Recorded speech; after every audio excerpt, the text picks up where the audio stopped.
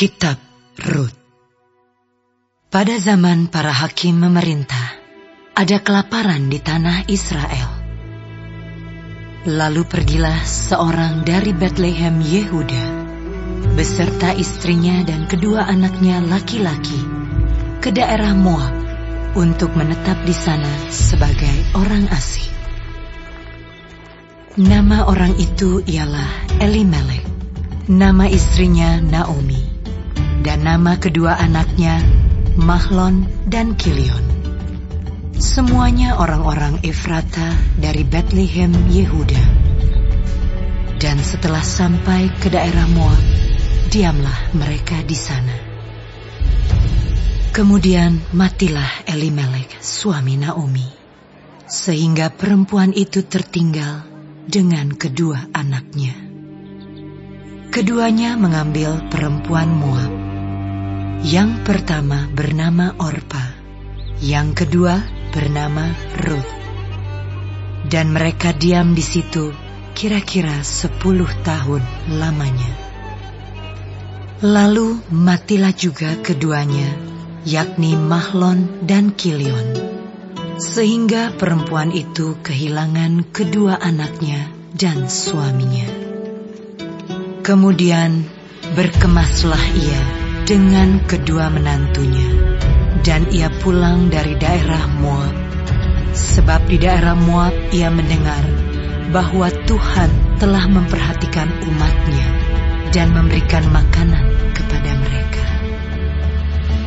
Maka berangkatlah ia dari tempat tinggalnya itu bersama-sama dengan kedua menantunya. Ketika mereka sedang di jalan untuk pulang ke tanah Yehuda, berkatalah Naomi kepada kedua menantunya itu, "Pergilah, pulanglah masing-masing ke rumah ibumu. Tuhan kiranya menunjukkan kasih-Nya kepadamu, seperti yang kamu tunjukkan kepada orang-orang yang telah mati itu dan kepadaku.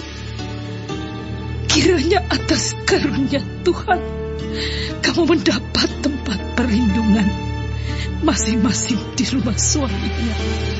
Lalu diciumnyalah mereka, tetapi mereka menangis dengan suara keras dan berkata kepadanya, "Tidak, kami ikut dengan engkau pulang kepada bangsamu." Tetapi Naomi berkata, "Pulanglah anak-anakku. Mengapakah kamu turut dengan aku?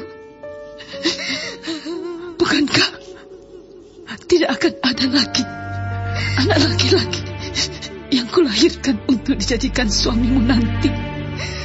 Pulanglah anak-anakku, pergilah, sebab sudah terlalu tua aku untuk bersuami.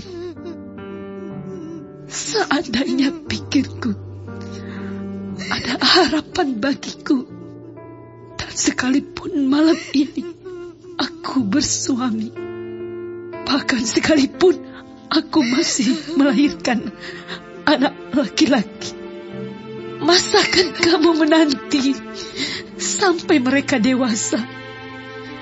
Masakan karena itu kamu harus menahan diri dan tidak bersuami?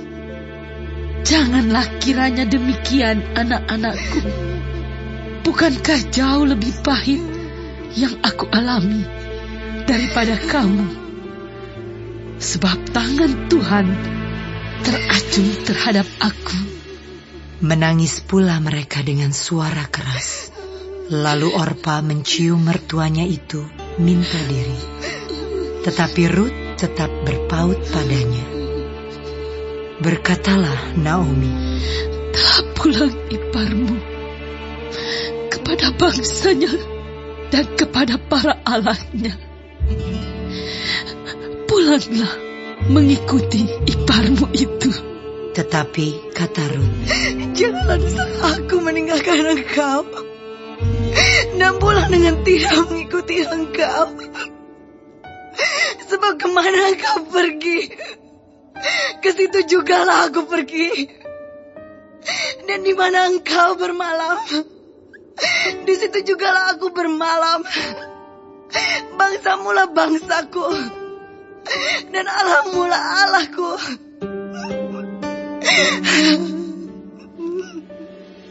Di mana engkau mati, aku pun mati di sana.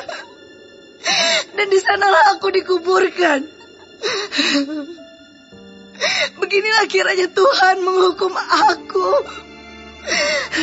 Bahkan lebih lagi daripada itu, jikalau sesuatu apapun memisahkan aku dari engkau, selain daripada mau. Ketika Naomi melihat bahwa Ruth berkeras untuk ikut bersama-sama dengan dia, berhentilah ia berkata-kata kepadanya. Dan berjalanlah keduanya sampai mereka tiba di Betlehem. Ketika mereka masuk ke Betlehem, gemparlah seluruh kota itu karena mereka. Dan perempuan-perempuan berkata, Naomi kah itu? Tetapi ia berkata kepada mereka, Janganlah sebutkan aku Naomi, sebutkanlah aku Mara. Sebab yang Maha Kuasa telah melakukan banyak yang pahit kepadaku. Dengan tangan yang penuh aku pergi, tetapi dengan tangan yang kosong Tuhan memulangkan aku.